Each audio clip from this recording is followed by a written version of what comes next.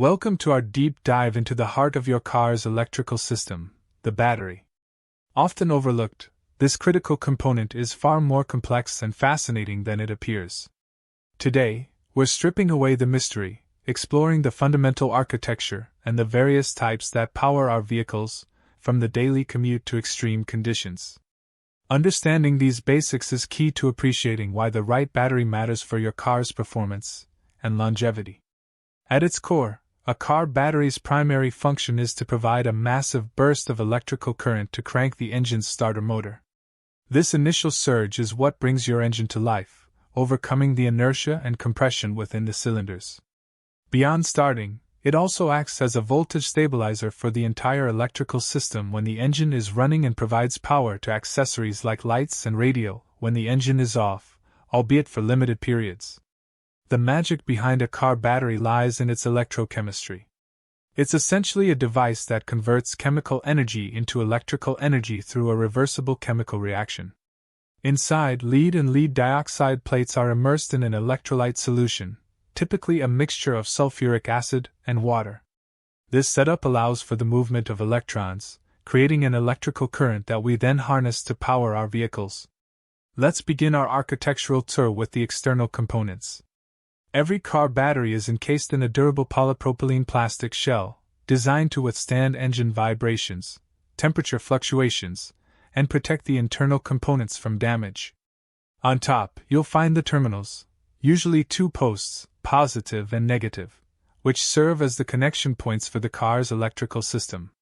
These are crucial for a secure and efficient transfer of power. Delving inside, we encounter the active components, the plates. These are typically made from a lead alloy grid, which provides structural support and conducts electricity. The positive plates are coated with lead dioxide, while the negative plates are coated with spongy lead. It's the interaction between these two dissimilar materials and the electrolyte that facilitates the charge and discharge cycles, generating the necessary voltage. Between these positive and negative plates are crucial components called separators. These thin, porous sheets, often made from rubber, plastic, or fiberglass, serve two vital purposes.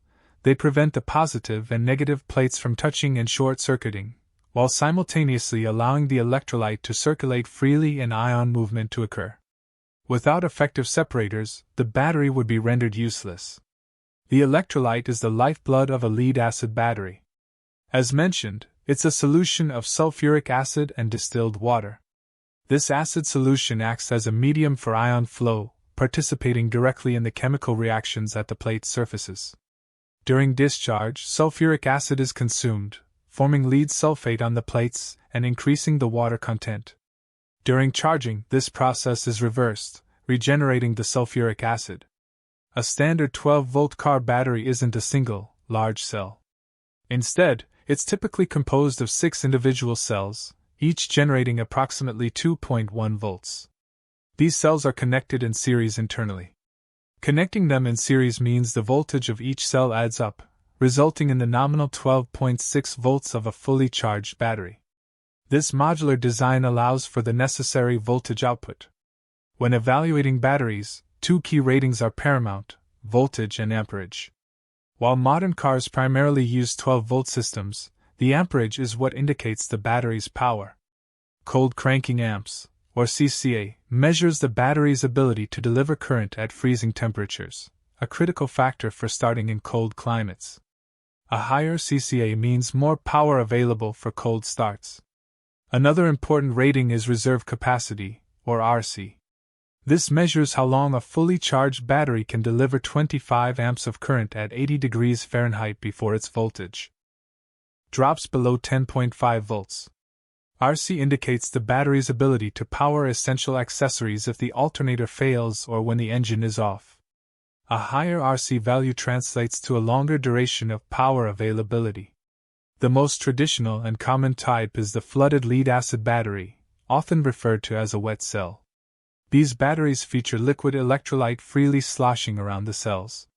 Some versions require periodic maintenance, such as checking and topping up the electrolyte levels with distilled water, especially in hot climates, to ensure optimal performance and longevity.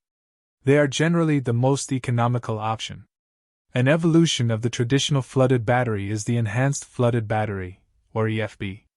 EFBs are designed for vehicles with basic start-stop systems and higher electrical demands than older vehicles. They feature thicker plates and specialized separators that improve cycle life and charge acceptance compared to standard flooded batteries, offering a bridge between traditional and advanced battery technologies. For more demanding applications, we have Absorbent Glass Mat, or AGM, batteries.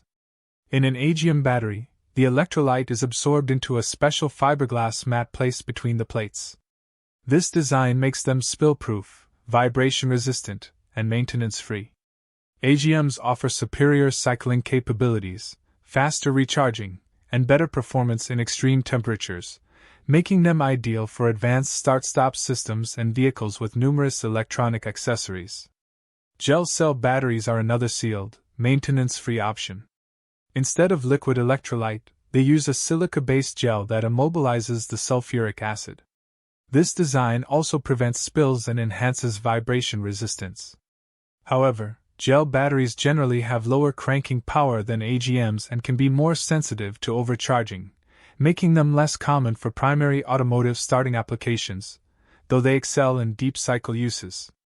While still largely in their infancy for primary starting batteries, lithium-ion technology is rapidly advancing, especially in the realm of electric vehicles and some high-performance start-stop systems.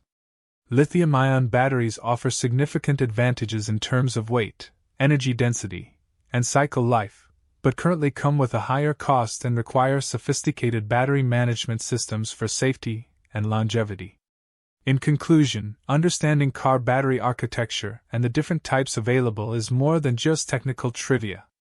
It empowers you to make informed decisions when replacing your battery, ensuring you choose one that precisely matches your vehicle's requirements and your driving conditions. From the traditional flooded cell to the advanced AGM, each design offers a unique balance of performance, durability, and cost, all working silently to keep your vehicle moving.